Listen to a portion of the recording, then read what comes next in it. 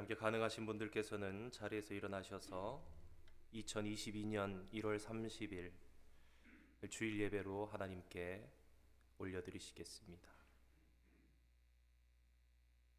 주여, 주는 대대에 우리의 거처가 되셨나이다. 산이 생기기 전, 땅과 세계도 주께서 조성하시기 전, 곧 영원부터 영원까지 주는 하나님이시니이다. 아침에 주의 인자하심이 우리를 만족하게 하사 우리를 일생 동안 즐겁고 기쁘게 하소서. 주께서 행하신 일을 주의 종들에게 나타내시며 주의 영광을 그들의 자손에게 나타내소서. 하나님은 영이시니 예배하는 자가 영과 진리로 예배할지니라. 아멘.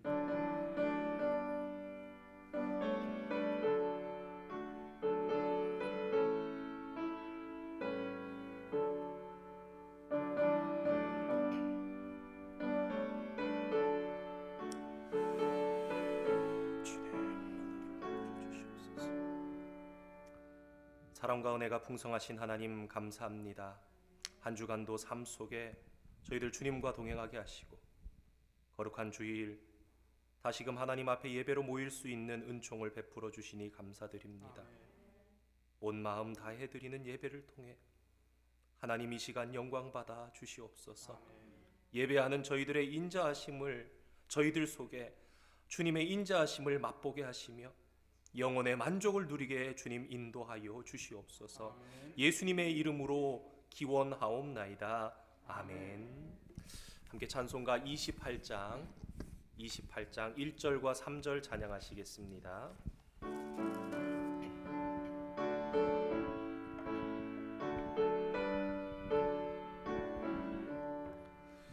복의 등원 강림하사 찬송하게 하소서. 한량없이 자비하심 증량할 길 없도다. 전사들의 찬송가를 내게 가르치소서. 구속하신 그 사랑을 항상 찬송합니다. 주의 귀한 은혜 받고 일생 빚진 자 되네. 주의 은혜 사슬 회사 나를 주께 매소서. 나의 마음은 연약하여 범죄하기 쉬우니 하나님이 받으시고 전국인을 지소서. 아멘. 교동문 차례 3번입니다. 내 의의 하나님이여, 내가 부를 때에 응답하소서. 곤란 중에 나를 너그럽게 하셨사오니 내게 은혜를 베푸사 나의 기도를 들으소서. 인생들아, 어느 때까지 나의 영광을 바꾸어 욕되게 하며 헛된 일을 좋아하고 거짓을 구하려는가. 여호와께서 자기를 위하여 경건한 자를 택하신 줄 너희가 알지어다. 내가 그를 부를 때에 여호와께서 들으시리로다. 너희는 떨며 범죄하지 말지어다. 자리에 누워 심중에 말하고 잠잠할지어다. 의의 제사를 드리고 여호와를 의지할지어다. 여러 사람의 말이 우리에게 선을 보일 자 누구뇨 하오니 여호와여, 주의 얼굴을 들어 우리에게 비추소서. 주께서 내 마음에 두신 기쁨은 그들의 곡식과 새 포도주가 풍성할 때보다 더하니이다. 내가 평안히 눕고 자기도 하리니 나를 안전히 살게 하시는 이는 오직 여호와시니이다. 아멘. 사도신경으로 하나님께 신앙 고백하겠습니다. 나는 전능하신 아버지 하나님 천지의 창조주를 믿습니다. 나는 그의 유일하신 아들 우리 주 예수 그리스도를 믿습니다. 그는 성령으로 잉태되어 동정녀 마리아에게서 나시고 본디오 빌라도에게 고난을 받아 십자가에 못 박혀 죽으시고 장사된 지 사흘 만에 죽은 자 가운데서 다시 살아나셨으며 하늘에 오르시어 전능하신 아버지 하나님 우편에 앉아 계시다가 거기로부터 살아있는 자와 죽은 자를 심판하러 오십니다. 나는 성령을 믿으며 거룩한 공교회와 성도의 교제와 죄를 용서받는 것과 몸의 부활과 영생을 믿습니다. 아멘. 자리에 앉으시겠습니다. 이희숙 집사님 나오셔서 기도 인도해 주시겠습니다.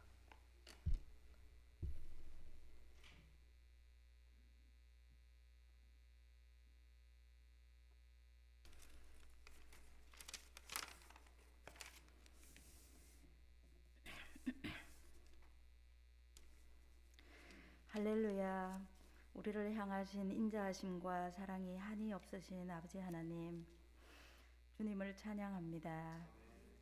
비파와 수금으로 두 손 높이 들고 큰 소리로 우리 하나님을 기뻐하고 찬양하며 예배드리기 원합니다. 우리를 참으로 사랑하셔서 하늘을 펴고 땅의 기초를 정하신 우리 하나님을 알게 하시고 자녀 삼아 주시고 주님을 주로 고백하여 구원을 선물로 주신 하나님께 감사드립니다. 이 시간 저희의 온 마음과 정성 다한 예배를 드릴 때 주의 영광 이곳에 충만하게 하시고 우리의 영혼을 소생시키시며 주의 이름을 위하여 우리를 의의 길로 인도하여 주시옵소서. 우리의 삶을 돌아볼 때 우리는 늘 악을 행하기에는 지각이 있으나 선을 행하기에는 무지했음을 고백합니다. 우리는 다 부정한 자 같아서 우리의 의는 다 더러운 옷 같으며 우리는 다 잎사귀같이 시들므로 우리의 죄악이 바람같이 우리를 몰아감을 봅니다. 세상은 언제나 너가 원하고 재미있고 즐거운 일을 하라고 속삭이며 우리를 바쁘게 만들고 헛된 생각으로 가득 차게 합니다. 주여, 자기 허물을 깨달을 자 누구이겠습니까? 다만 여호와의 인자와 긍휼이 무궁하심으로 우리가 진멸되지 아니함이니이다. 덮으소서 머리부터 발끝까지 주의 흘리신 보혈로 덮으시사 흰 눈보다 더 희게 우리의 모든 죄와 허물을 깨끗하게 하시기를 원합니다. 공고한 자의 기도를 들으시고 그의 얼굴을 숨기지 아니하시며 울부짖을 때에 들으시고 응답하시는 하나님임을 믿습니다. 주께서 우리에게 환난의 떡, 고생의 물을 주시나 그것은 하나님의 본심이 아니시고 우리를 주께로 가까이 나오게 하시고 나랑 교제하자라고 하시는 친밀한 사랑 고백임을 깨닫게 하시옵소서. 하나님께서 예배를 통해 듣는 말씀으로 또 읽는 말씀으로 우리를 경책하셔도 그 귀가 할례받지 못하였으므로 듣지 못하는 어리석은 자 되지 않도록 저희를 도와주시옵소서. 우리 하나님의 선한 손에 도우심을 입고자 주가 계신 곳을 향하여 간절히 부르짖을 때에 아브라함의 하나님, 이삭의 하나님, 야곱의 하나님이 되셨던 것처럼 진실로 나의 하나님이 되어 주시사 우리의 인생 짧은 여정에 주님과 동행하며 진리의 빛 가운데 걸어갈 수 있도록 도와주시길 원합니다. 아버지, 이 시간 저희들 말씀을 받습니다. 생명의 말씀을 전하시는 담임 목사님께 헐몬의 이슬이 시온의 산들의 내림과 같이 성령의 은혜와 하나님의 기름 부으심이 넘치게 하시고 그 풍성한 가운데 사랑과 겸손으로 맡겨주신 주님의 양떼를 위해 기도로 말씀으로 정성을 다해 섬기시는 목사님 되게 하시옵소서. 말씀을 받는 저희들의 마음과 눈을 밝히사 십자가와 예수 그리스도를 더욱 선명히 볼 수 있게 하시길 원합니다. 믿음은 들음에서 난다고 하셨으니 듣는 자마다 믿음이 장성하여 그리스도의 분량에 이르게 하시고 거룩한 처소에 잘 박힌 목과 같아서 단단한 믿음으로 우리 주님을 기쁘시게 하는 모든 성도들에게 은혜 부어 주시옵소서. 원대영 목사님과 우리 교회 교육부를 축복하여 주시옵소서. 목사님을 영육간에 강건하게 붙드시고 삶과 사역의 모든 영역이 오직 성령 안에서 행하심으로 기쁨과 평강이 넘치는 목사님 되게 하시옵소서.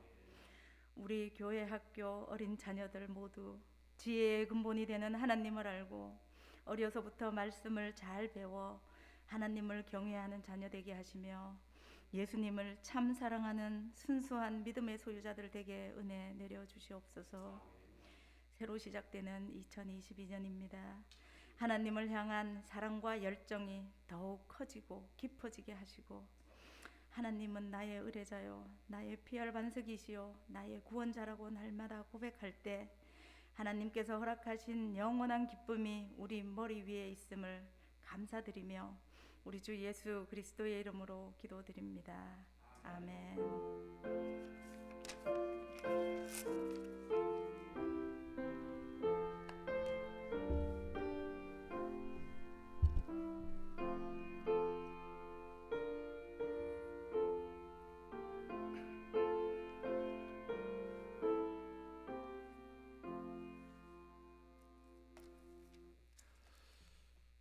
오늘 하나님께서 우리들에게 주시는 말씀 마태복음 9장 27절에서 38절까지 기록되어 있는 말씀입니다. 신약성경 첫 번째 책 마태복음 9장 27절에서 38절까지 기록된 말씀, 우리 한 절씩 교독으로 받기를 원합니다. 예수께서 거기에서 떠나가실새 두 맹인이 따라오며 소리질러 이르시되 다윗의 자손이여 우리를 불쌍히 여기소서 하더니 예수께서 집에 들어가심에 맹인들이 그에게 나아오고는 예수께서 이르시되 내가 능히 이 일 할 줄을 믿느냐 대답하되 주여 그러하오이다 하니 이에 예수께서 그들의 눈을 만지시며 이르시되 너희 믿음대로 되라 하시니 그 눈이 밝아진지라. 예수께서 엄히 경고하시되 삼가 아무에게도 알리지 말라 하셨으나 그들이 나가서 예수의 소문을 그 온 땅에 퍼뜨리니라. 그들이 나갈 때에 귀신 들려 말 못하는 사람을 예수께 데려오니 귀신이 쫓겨나고 말 못하는 사람이 말하거늘 무리가 놀랍게 여겨 이르되 이스라엘 가운데에서 이런 일을 본 적이 없다 하되 바리새인들을 이르되 그가 귀신의 왕을 의지하여 귀신을 쫓아낸다 하더라. 예수께서 모든 도시와 마을에 두루 다니사 그들의 회당에서 가르치시며 천국 복음을 전파하시며 모든 병과 모든 약한 것을 고치시니라. 무리를 보시고 불쌍히 여기시니 이는 그들이 목자 없는 양과 같이 고생하며 기진함이라. 이에 제자들에게 이르시되 추수할 것은 많되 일꾼이 적으니 그러므로 추수하는 주인에게 청하여 추수할 일꾼들을 보내주소서 하라 하시니라. 아멘. 아멘.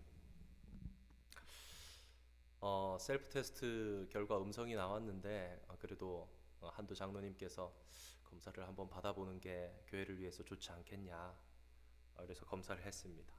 검사를 하고 아주 간단하게 가이드라인이 있는데 보니까 이제 검사를 하면은 쿼런틴 격리를 해야 되더라고요. 그때부터 이제 좀 실감이 났습니다.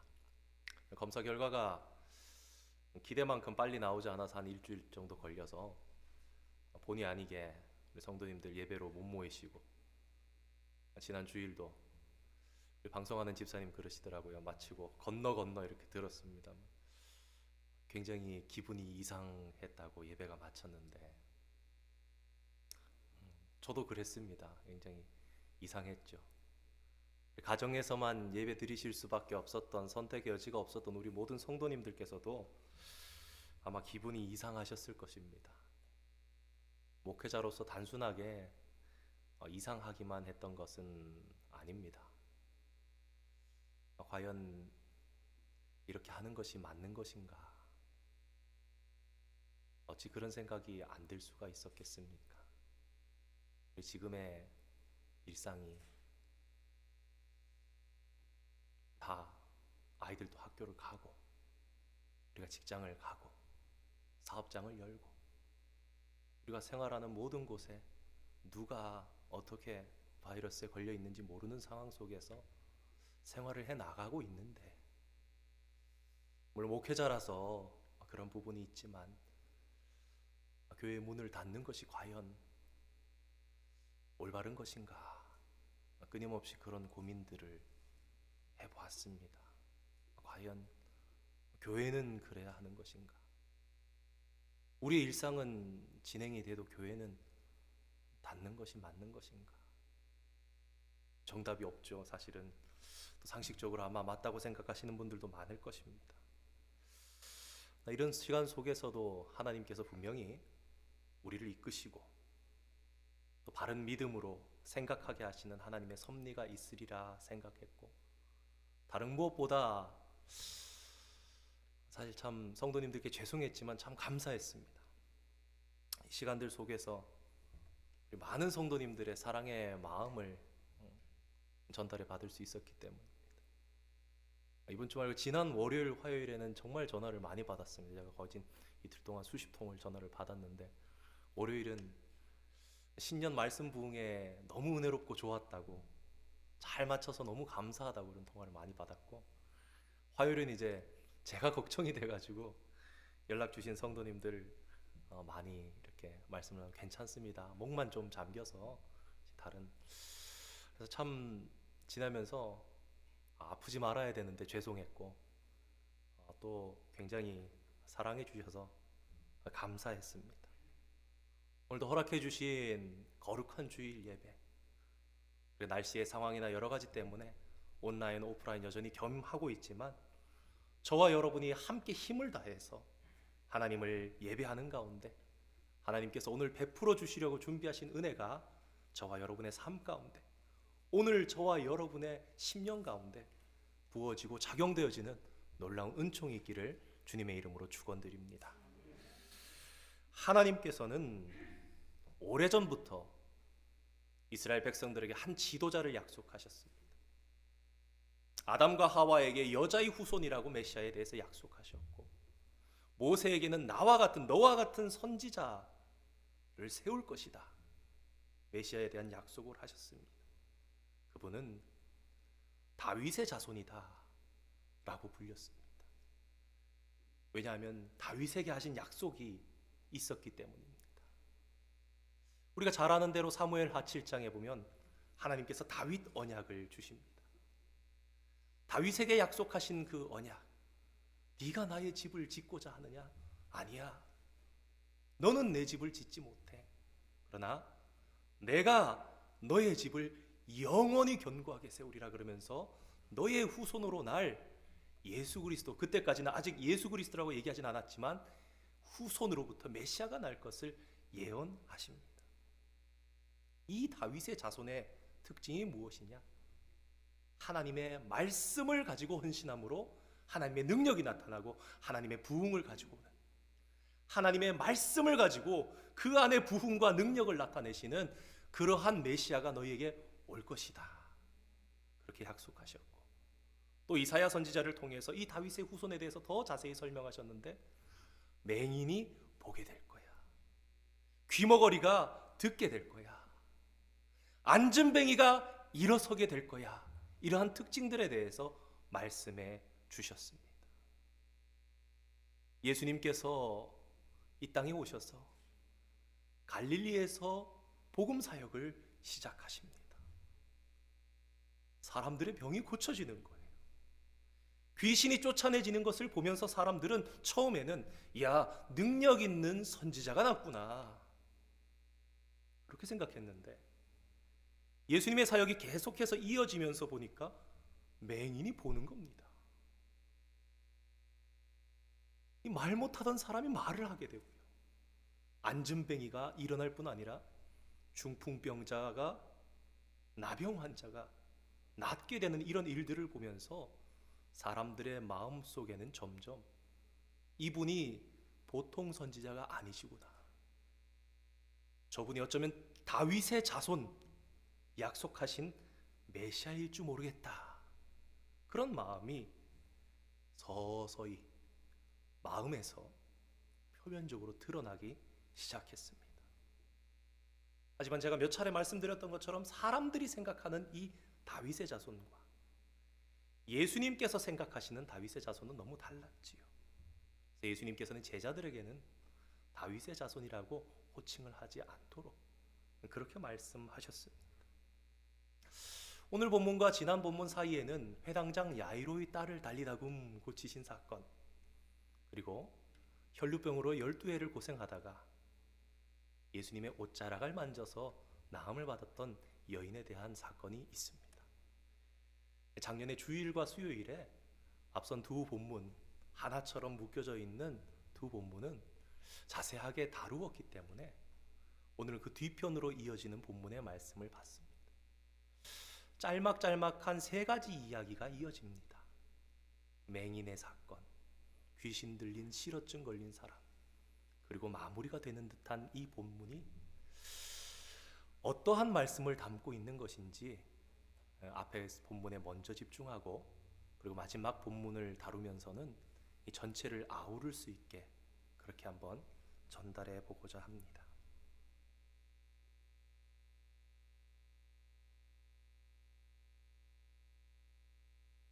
예수님께서 야이로의 딸의 생명을 살려주시고 떠나가실 때였습니다. 두 명의 맹인이 소리를 지르면서 예수님을 따라옵니다. 다윗의 자손이요, 우리를 불쌍히 여기소서. 앞서서 잠깐 언급했던 것처럼 처음에는 능력 있는 선지자가 난 줄 알았습니다. 근데 계속해서 이런 사역이 이어지니까 그들의 생각이 바뀌었던 거예요. 이 예수라는 이름의 이분은 단순하게 능력이 아니라 메시아의 능력일지도 모른다. 특히 이러한 불치병들에 대해서 낫는 모습들을 보면서 사람들 사이에서는 예수님은 다윗의 자손이다라는 말씀들이 자꾸만 올라오고 있었고, 그것이 표출된 말씀이 오늘 본문의 말씀입니다. 마태복음에서 처음으로 등장하는 다윗의 자손, 바로 이 두 맹인을 통해서 나오는 그러한 부르짖음입니다. 사실 신학적으로도 의미가 있고요, 이러한 것이 점점 점진적으로 계속되어지는 그런 분위기에 있는데, 오늘 예수님의 반응은 우리의 기대와 좀 다릅니다. 두 맹인이 소리 지르면서 따라오는데 반응이 없으세요. 안 들리시는 듯 그냥 가십니다. 그러고는 한 집으로 들어가 버리시는 거예요. 예수께서 집에 들어가심에 맹인들이 그들에게 나오거늘, 이 본문은요, 그러니까 예수님을 따라서 계속해서 소리를 질렀는데 안 들으시고 집에 들어간 거예요. 그 집에 들어간 그 집까지 맹인들이 쫓아서 들어간 겁니다. 이렇게 되자 예수님께서는 이제 다른 사람에게 드러나지 않는 곳이지요. 그곳에서 두 맹인을 향해서 물으십니다. 내가 능히 이 일을 행할 줄을 믿느냐? 예수님께서는 그토록 기다리시던 다윗의 자손이 맞았습니다. 하지만 백성들 속에 오해된 메시아로 알려지는 것을 원치 않으셨던 예수님께서는 응답하지 않으시고 사적인 장소로 들어가신 것이죠. 예수님께서 선포하신 하나님의 나라는 결코 정치적인 나라가 아니었습니다. 그리고 예수님께서 병 고치신 것은 의사로서 병을 고치신 것도 아니었죠. 우리를 창조하신 창조주로서 정말 우리의 문제를 바르게 진단하시고 고치셨던 것입니다. 공개적으로 이 다윗의 자손이라는 칭호가 타당하지만 반응하지 않으시고는 개인적으로는 다시 그 질문을 물으십니다. 내가 능히 이 일을 할 줄을 믿느냐? 너는 정말 내가 다윗의 자손이라고 생각하며 다윗의 자손인 내가 이 일을 행할 수 있을 줄을 믿느냐? 여러분, 이 두 이야기는 차이가 있는 것입니다. 그들의 개인적인 신앙을 확인하신 것이죠. 그렇다면 이 두 소경에게 개인적으로 이렇게 확인하신 이유는 무엇입니까? 앞서 말씀드린 것처럼 다르다는 거예요. 여러분, 소문으로 낫게 하실 수 있다 하더라라는 것과 내가 나의 삶에 적용이 되어서 예수님은 나를 고치실 수 있어, 지금 내 앞에 계신 이분이 나를 고치실 수 있어 라고 믿는 것은 다른 것입니다. 우리가 보통 말씀을 듣습니다. 설교 들을 때도 그렇죠. 구체적으로 자기의 삶에 바로 적용하는 사람이 있습니다. 우린 들으면서 많은 순간 맞아, 타당한 말씀이야 라고 하는데, 사실 이 타당한 말씀은 충분치 않을 뿐만 아니라 역사되지도 않습니다. 한번 저와 여러분의 삶을 되돌아보시기 바랍니다. 우리의 수십 년간의 신앙생활 속에서 얼마나 많은 말씀들이 타당하게 다가왔습니까? 근데 그 타당하게 다가왔던 말씀 중에 우리 삶 가운데 역사되어진 말씀은 아마 99% 없을 겁니다.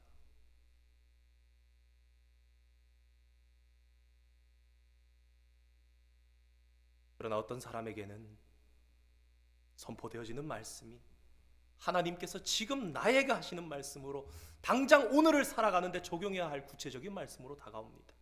어떻게 그렇습니까? 성령께서 그 진리를 그 자리에서 내 삶에 적용시키시기 때문입니다. 하나님의 말씀이 능력으로 우리 삶 가운데 나타나려면 성령으로 그 말씀이 내 삶에 적용되어야 하겠습니다. 그래서 그런 마음으로 두 맹인은 주님 그렇습니다, 저에게 그렇게 될 줄 믿습니다, 그렇게 대답한 거예요. 이에 예수님께서 그들의 눈을 만지시면서 이렇게 말씀하십니다. 너희 믿음대로 되리라. 놀라운 것은 바로 이 말씀입니다. 왜 내 병 고침을 받으라, 너희의 병을 치료받으라 라고 말씀하지 않고 너희의 믿음대로 되라 라고 말씀하셨을까요? 너희의 병 고침을 받으라, 내 병에서 나음을 입으라 라는 말과 너희의 믿음대로 되라 라는 말 중에 어느 것이 더 축복된 말씀일까요? 예수님께서는요, 단순하게 병만 낫게 하시는 것이 아니라 그들의 믿음의 모든 축복을 허락해 주신 거예요. 그러니까 더 쉽게 다시 한번 이 예수님의 말씀을 해석해 드린다면 이렇게 됩니다. 그래, 너희 속에 믿음이 있구나. 하나님의 나라는 믿음의 분량만큼 가지는 거란다. 그러니까 예수님의 이 축복 속에는 병이 낫고 축복을 가지고 구원에 이르는 이 모든 것을 허락해 주신 거예요. 사랑하는 성도 여러분, 우리가 실제로 하나님을 어떻게 믿습니까? 예수님이 우리에게 중요한 이유는 예수를 믿는 것이 바로 하나님 안으로 들어가는 열쇠이기 때문입니다. 모든 비밀이 예수님께 있고 우리가 예수님을 믿을 때 하나님의 모든 축복을 가질 수가 있는 거예요. 예수님께서 빌립에게 그러시죠. 빌립이 아버지를 보여주면 좋겠습니다. 그랬더니 예수님 뭐라 그럽니까? 나를 본 자는 아버지를 보았거늘 어찌하여 아버지를 보여달라 하느냐. 우리가 예수님을 만나면 다시 하나님을 볼 필요가 없는 거예요. 왜요? 예수님 안에 하나님이 계시고 하나님 안에 예수님이 계시기 때문에 그 예수님을 통해서 우리가 천국을 보는 것이고 그 예수님을 통해서 우리는 하나님을 더욱 온전하게 하나님의 모든 비밀에 다가갈 수 있는 열쇠가 되는 것이기 때문에 그것을 누리는 것입니다. 오늘 본문에서 우리를 불쌍히 여기소서라는 말은 중요한 말입니다. 두 가지를 가지지만 한 가지는 지금 말씀 나누고 이따가 결론 부분에 함께 한 가지를 더 나누도록 하겠습니다. 불쌍히 여기소서, 다른 말로 하면 당신의 처분에 저의 모든 것을 맡깁니다. 이 말씀은 곧 내가 불쌍한 자라는 그 처지를 아는 겁니다. 예수님께서는 친히 열쇠가 되셔서 하나님의 모든 축복을 그 두 맹인에 주셨습니다. 이어지는 본문은 귀신 들린 자에 대한 본문입니다. 사람들이 귀신 들린 사람을 데리고 왔습니다. 근데 이 사람은 단순하게 귀신만 들렸던 게 아니라 말도 못하게 된 겁니다. 보통 귀신 들렸다라는 것을 정의를 내린다면 어떤 온전한 사람에게 귀신이 들어가서 미치게 된 거죠. 근데 오늘 본문에 기록된 이 사람은 미친 정도에서 끝난 것이 아니라 거기에 더해서 말도 못하게 된 것입니다. 오늘 본문을 조금 더 심플하게 다시 한번 말씀드리자면 심각한 귀신에 들린 사람이 예수님 앞에 데려옴을 당했다는 것입니다. 예수님께서 고쳐주십니다. 그런데 이 사건은 놀라운 포인트는 병고침의 기적이 아니라 다른 것에 있었습니다. 이어지는 바리새인들의 반응입니다. 34절 말씀입니다. 바리새인들은 그가 귀신의 왕을 의지하여 귀신을 쫓아낸다 하더라. 바리새인들은 하나님을 믿는 사람들입니다. 아니, 이스라엘이란 나라 자체가 하나님 여호와에 대한 신앙을 기초로 해서 만들어진 나라죠. 근데 귀신의 힘으로 고친다. 그러니까 오늘날 한국말로 따진다면 예수님은 하나님의 선지자가 아니라 무당 같은 사람이다라는 이야기를 한 것입니다. 이게 얼마나 큰 비난입니까? 도대체 바리새인들이 이렇게 악의적인 비난을 했던 이유는 무엇일까요? 여러분, 이제 예수님의 사역이 점점 시작되면서 변화되어 가는 이스라엘 가운데의 이런 분위기를 우리가 알아야 합니다. 예수님께서 오시기 이전의 바리새인들은요, 정말 이스라엘 백성들의 존경을 받던 사람들이었어요. 야, 우리 바리새인 선생님들 구제하시는구나. 역시 멋져. 우리 바리새인 선생님들, 야, 저렇게 시장에서 기도하시는구나. 우리 바리새인 선생님들 일주일에 2차례나 금식하시는구나.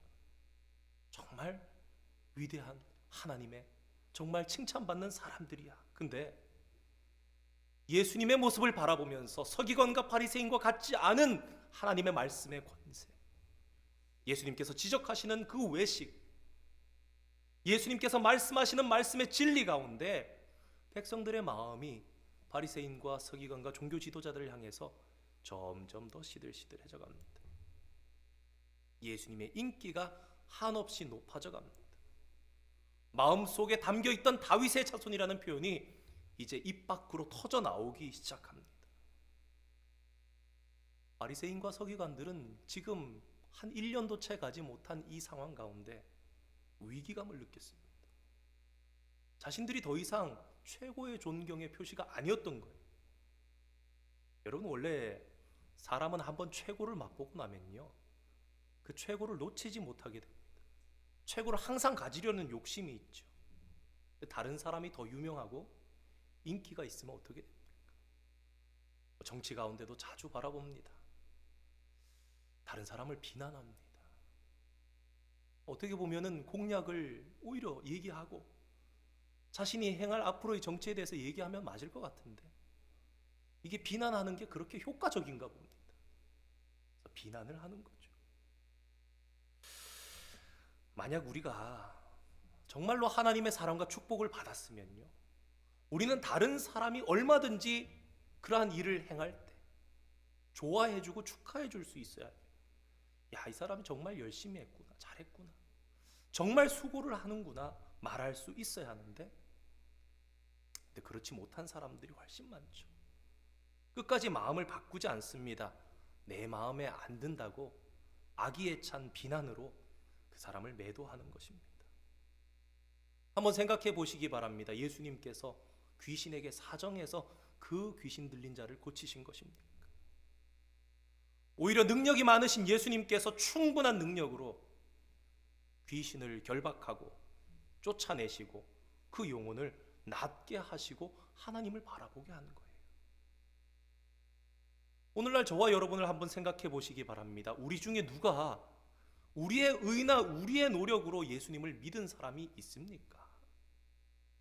아무도 없습니다. 사실은 우리가 믿은 것 같지만 예수님께서 강한 손을 가지고 우리를 구원해내신 거예요. 사탄의 손아귀에서 뺏어내시고 의로운 하나님의 자녀가 될 수 있게 자리에 앉혀주신 거예요. 이것은 우리가 우리의 노력을 하지 않아서 그렇지, 죄와 사망의 길을 가고 멸망길을 갈 수밖에 없는 사탄의 손아귀에 있던 저와 여러분을 예수님께서 권능을 가지고 빼앗으셔서 다시 자리 잡게 하신 거예요. 의로운 자리에 대가를 충분히 치르신 거죠. 그것이 바로 십자가의 보혈 아닙니까? 그런데 우리가 가끔 생각하기는 그렇다 이거. 내가 한 것이 없으니까. 과연 정말 이러한 고백으로 회개로 충분한 것인가? 이러한 되돌림으로 충분한 것인가? 그러나 우리는 잊지 말아야 합니다. 주님께서 싸우셨고요. 애를 써서 싸우셨고요. 주님께서 충분한 대가를 주시고 우리를 의의 길에, 우리를 생명의 길에, 우리를 천국 길에 두셨다라는 사실을 잊지 말아야 하겠습니다. 마지막으로 마태는 다시 한번 예수님의 사역의 모습을 기록합니다.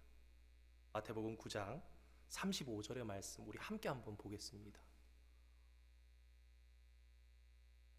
함께 읽겠습니다. 시작. 예수께서 온 갈릴리에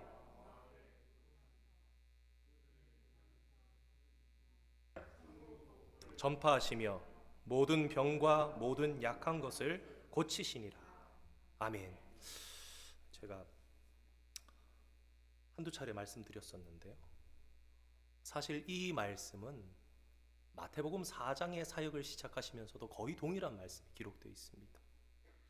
마태복음 4장 23절의 말씀인데 지금 말씀 그대로 띄워두시고요. 제가 마태복음 4장 23절 말씀을 한번 읽어보겠습니다. 한번 비교해서 보시기 바랍니다. 예수께서 온 갈릴리에 두루 다니사 그들의 회당에서 가르치시며 천국 복음을 전파하시며 백성 중에 모든 병과 모든 약한 것을 고치시니. 어떻습니까? 그러니까 온 갈릴리에 이거하고 모든 도시와 마을에 이 차이밖에 거의 없습니다. 이것은 당시 어떤 수사학법인 방법으로 괄호를 치는 것과 마찬가지의 그러한 표현입니다. 그러니까 마태복음 4장 23절에서 가로를 연 거예요, 마태가. 그리고 마태복음 9장 35절에서 가로를 닫는 거예요. 마태복음 1장과 2장은 예수님 태어나시기 전의 역사입니다. 마태복음 3장은 세례 요한에 대한 얘기들, 예수님 세례 받으신. 4장에 이르러서 예수님께서 중후반으로 넘어가시면서 사역을 시작하시는데 요한이 잡힌 후에 거의 지금 방금 읽었던 4장 23절이 예수님 시작하신 사역의 거의 첫 번째예요. 그리고 나서 이어지는 말씀들이 그래서 사람들이 몰려 나오고 그 사역의 무리를 산에 올라가서 앉으사 가르치신 거예요. 그러니까 5장, 6장, 7장 상상수훈 말씀. 그리고 8장과 9장 10가지 이적들을 지금까지 살펴보았습니다. 이 10번째 이적을 마치면서 마태는 다시 한번 방금 전에 읽었던 9장 35절 말씀을 기록한 거예요. 그래서 괄호를 닫은 겁니다. 이 큰 묶음, 4장 후반에서부터 9장 후반까지 오는 이 묶음에 대해서 결론을 내리는 이 마태의 그 결론이 무엇인가? 예수님의 시선으로 시작합니다. 36절 말씀입니다. 무리를 보시고 불쌍히 여기시니 이는 그들이 목자 없는 양과 같이 고생하며 기진함이라. 예수님께서 바라보신 양무리는 불쌍한 무리였습니다. 두 맹인이 외쳤던 것처럼 주여 우리를 불쌍히 여기소서. 불쌍한 이스라엘의 무리였어요. 그 무리는 목자가 없어서 목자 없는 양같이 흩어지며 유리하며 이리저리 다니며 고생하며 기진맥진한 것이라고 오늘 본문을 얘기합니다. 그런데 이러한 고생과 기진의 가장 큰 이유는요, 제대로 된 양식을 먹지 못하였기 때문입니다.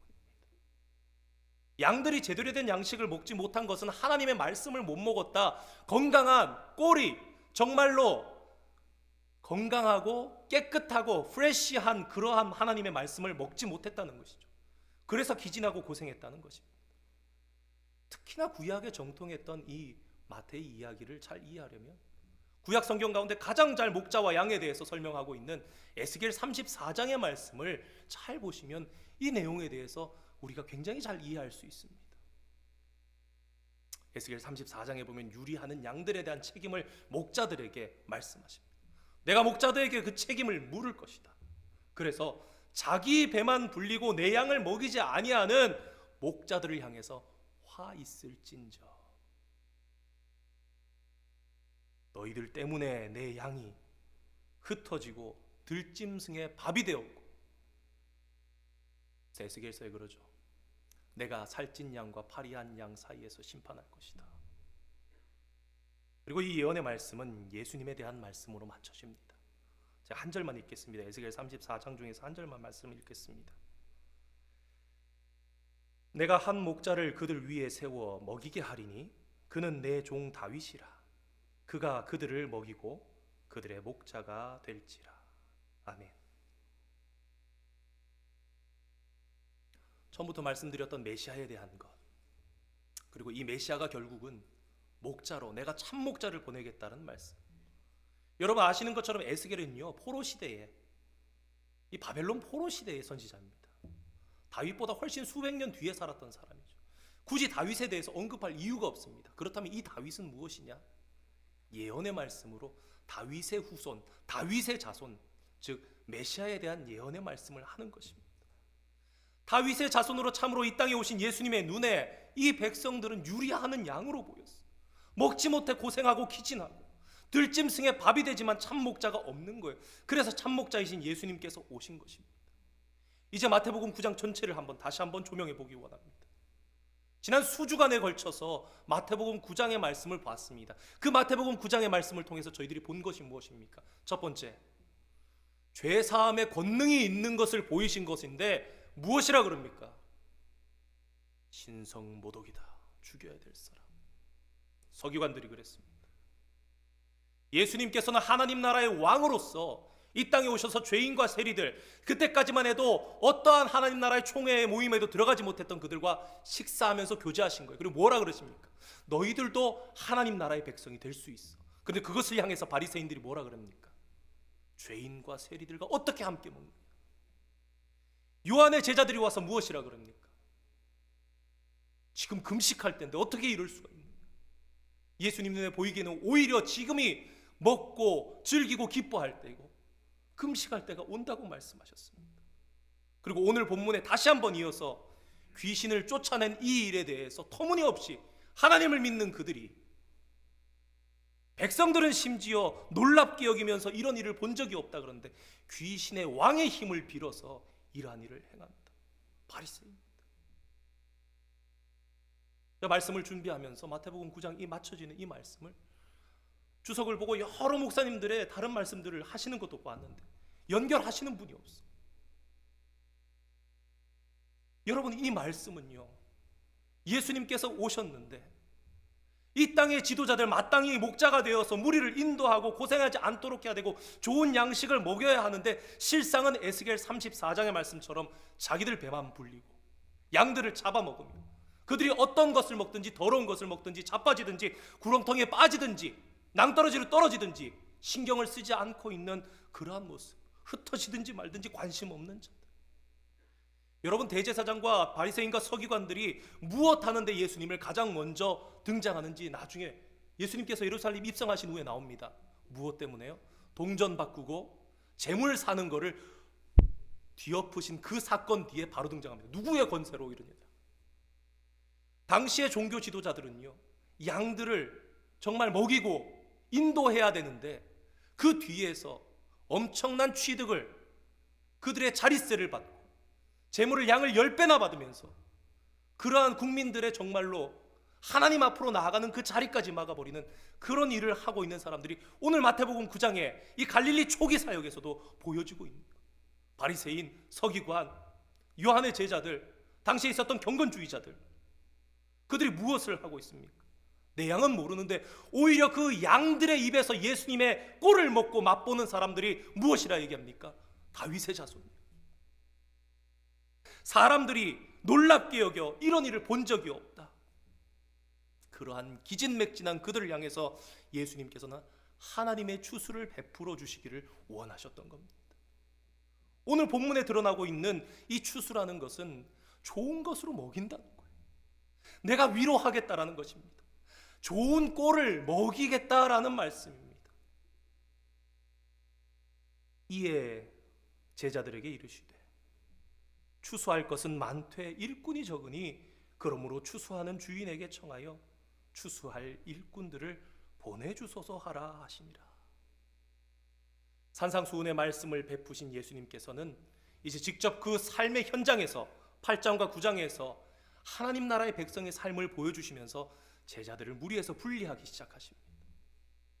이 제자는 오늘날 교회를 얘기합니다. 그 제자들을 향해서 예수님께서 부탁하시는 거예요. 당부하시는 거예요. 하나님 아버지께, 하늘에 계신 아버지께 요청하라. 일꾼을 보내주소서 요청하라. 그런 말씀입니다. 어떻게 할 일꾼을 말입니까? 아버지의 추수물을 나누어주고 먹여줄 수 있는, 좋은 양식으로 내 백성을 위로할 수 있는 그런 일꾼을 보내달라고 너희들은 요청하라. 그러니까 오늘 말씀 무엇입니까? 단순하게 예배의 자리에 서 있는 저와 여러분이 그 앞에 반드시 서 있는 그것으로 만족해서 안 된다는 겁니다. 너희들도 먹어서 좋은 꼴을 나누어 주고, 그뿐만 아니라 너희는 하늘에 계신 너희 아버지께 요청하라. 너희가 제자라면 너희는 마땅히 이를 위해서, 유리하는 양들을 위해서 일꾼을 보내달라 기도하고 아버지께 요청하라 당부하시는 것입니다.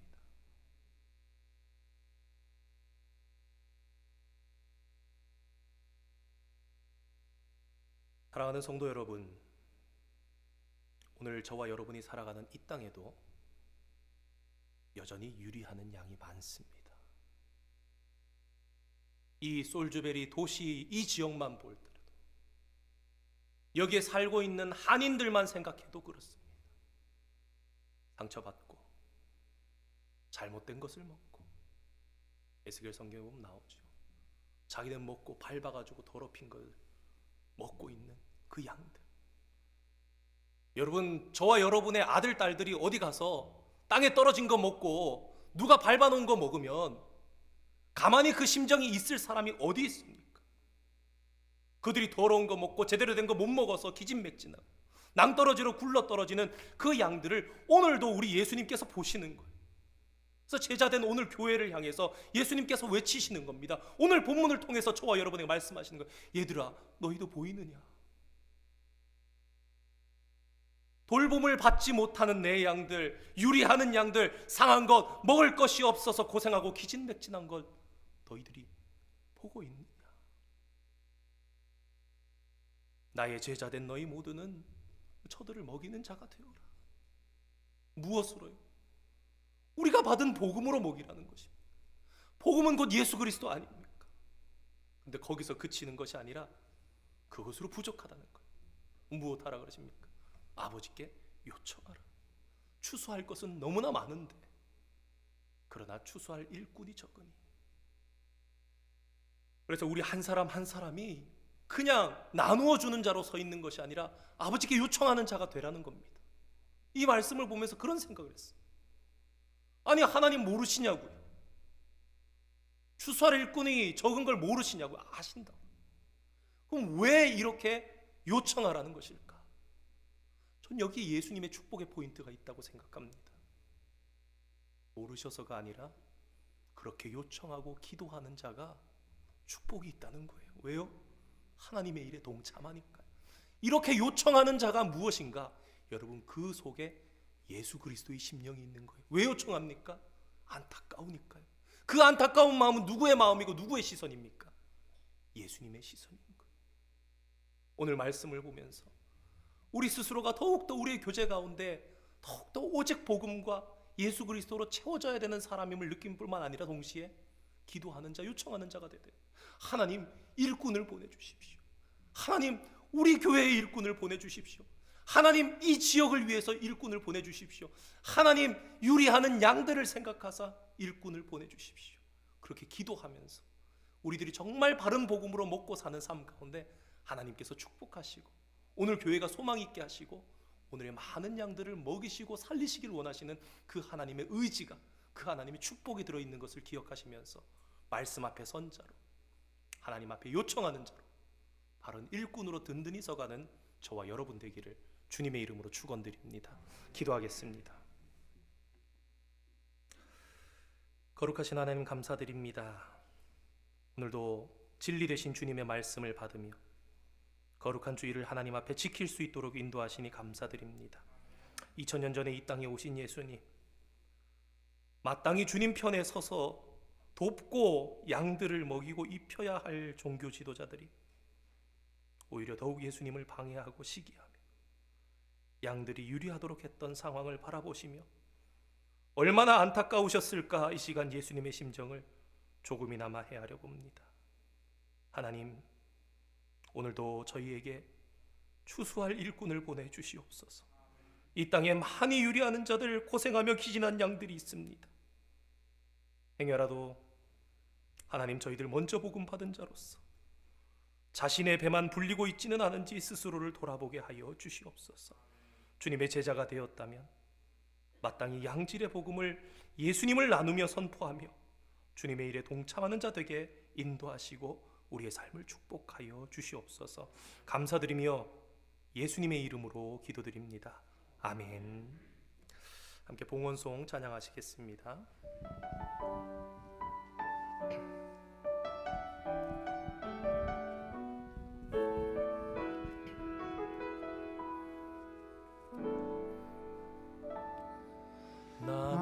무엇과도 주님을 바꾸지 않으리. 다른 어떤 은혜 구하지 않으리. 오직 주님만이 내 삶의 도움이시니 주의 얼굴 보기 원합니다. 주님 사랑해요.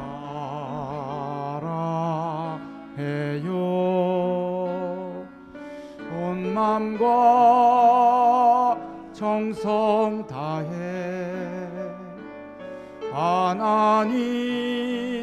하나님의 진실한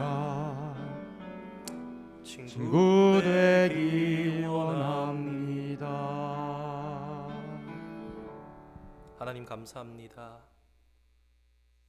우리를 위해 충분한 대가를 치르시고 원수의 손에서 빼앗아 구원하시며 의의 자리로 인도하셔서 주님 앞에 예배하는 저희들 되게 하시고 거룩한 주일 주님 앞에 영광 올려드리는 축복의 자녀 되게 하시니 감사드립니다. 마음의 소원을 담아 간절한 마음으로 부족함이 많지만 그러나 주님 앞에 드릴 것 없어 떠는 마음으로 경외하는 마음으로 이 시간 주님 앞에 감히 예물을 올려드립니다. 하나님, 이 예물에 담긴 우리의 삶과 기도의 제목과 마음의 소원을 주님 헤아려 주시고 하나님 앞에 더 드리지 못하고 다 드리지 못해 안타까운 마음으로 아름다운 마음으로 주님 앞에 설 수 있는 주의 자녀들 더욱더 많아질 수 있도록 주님 우리 교회를 축복하여 주시고 한 심령 한 심령을 먹이시사 인도하여 주시고 주의 꼴로 만족을 누리게 하여 주시옵소서. 한 주간 다시금 나아가서 시작되는 삶 가운데 주님께서 소망을 불어넣어 주시고 아버지 희망차게 시작할 수 있게 하여 주시고 아버지 하나님, 저희들의 인생이 정말로 골물나고 어려운 삶이 아니라 참으로 인생의 본질을 깨달으며 주님 안에서 소망을 가지고 다시금 일어나서 복음을 향하여서 아버지 힘차게 달음질할 수 있는 저희들의 삶 될 수 있게 용기와 희망으로 아버지 하나님 다시금 나아갈 수 있는 저희들 삶 되게 주님 축복하여 주시옵소서. 이 예물 가운데 아버지 하나님 축복해 주시고 하나님 나라 하나님 영광 나타나기를 간절히 소망하며 거룩하신 예수님의 이름으로 기도드립니다. 아멘.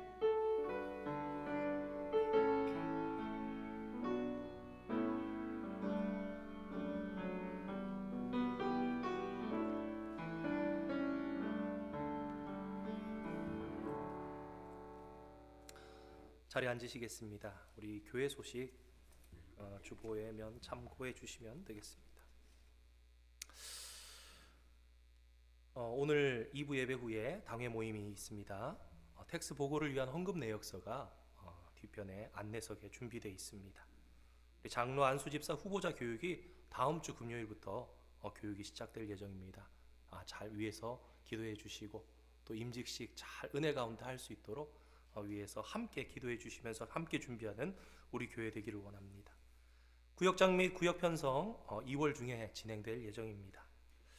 우리 한 달쯤 전에 한복 말씀을 드렸었는데 여성용 한복 아마 우리 다른 분들 성도님들 배려하시는 마음으로 필요하신 분이 있으신데도 아마 좀 잠시 그러셨던 것 같아요. 아직 기다리고 있습니다. 그래서 필요하신 분 있으면은 문의하시면 되겠습니다. 오늘의 양식 3월에서 5월까지 책자가 준비되어 있습니다. 안내석에서 필요하신 분들 가져가실 수 있습니다. 특별히 또 눈으로 또 추운 날씨 가운데였지만 교회를 사랑하는 마음으로 알게 모르게 교회 나오셔서 어제 오늘 이렇게 예배 드릴 수 있게 애써주신 우리 성도님들 진심으로 감사드립니다. 일부 예배 때 소개가 됐어야 될 것 같은데 아마 등록 카드를 이제 받아서 그런 것 같습니다. 우리 박성호 성도님, 쪽 볼티모어 쪽에 계시다가 이제부터 올해부터 해서 함께 이곳에서 신앙생활을 하시게 되셨습니다. 많이 도와주시고 축복해 주시기를 부탁드립니다. 이제 함께 자리에서 일어나셔서 찬송가 54장 찬양하시고 축도로 예배를 마치겠습니다.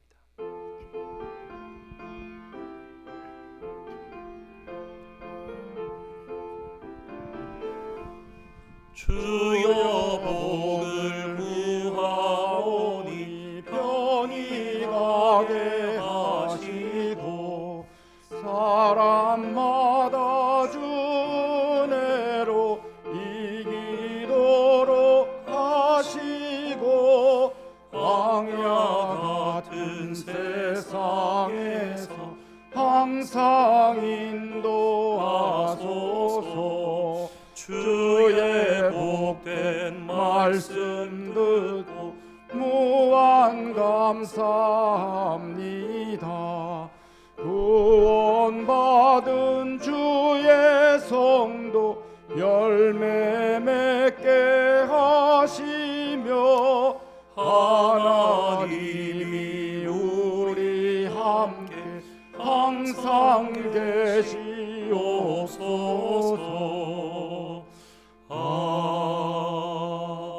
아멘. 이제는 우리 주 예수 그리스도의 크신 은혜와 하나님 우리 아버지의 무한하신 사랑하심과 성령님의 위로하시고 보호하시며 감동 감화 교통 역사하심이 오늘 주님 앞에 모여 예배하며 말씀 듣고 아버지 앞에 바로 선 양일 뿐만 아니라 주님 앞에 요청하고 기도하는 자 되기를 다짐하는 사랑하는 모든 성도들의 머리 위에 이제로부터 영원토록 함께 있을지어다. 아멘.